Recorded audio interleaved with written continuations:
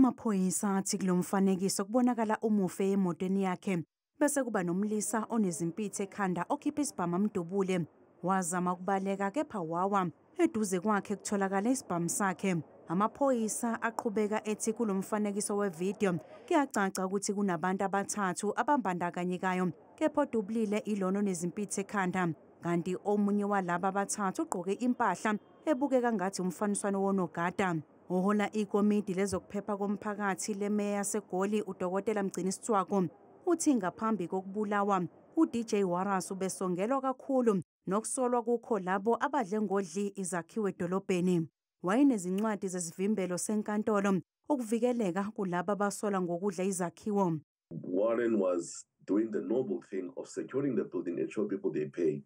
But the hijackers, they see that as stopping the income that will be coming to them.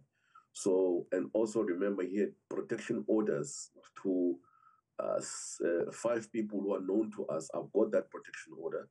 I got it from the lawyers. So we believe that he was a price was put on his head because of the work that he was doing, trying to reclaim that building on behalf of the owner.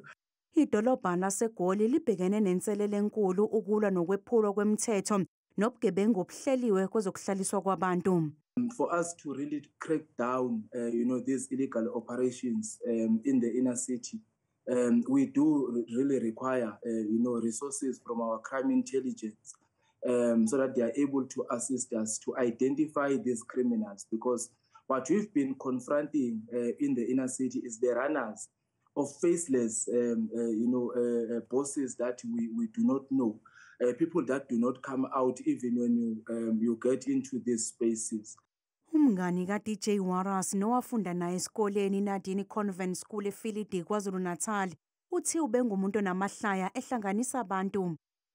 But the last time I was with him, when we were all together with Arnold and our other friends, Warwick just made us laugh. He was just a crazy guy. He would walk into like a convenience shop and start playing Maskandi music, and everybody there would love him. You'd find those guys, the night watchman, used to know Warwick from his days on late night radio.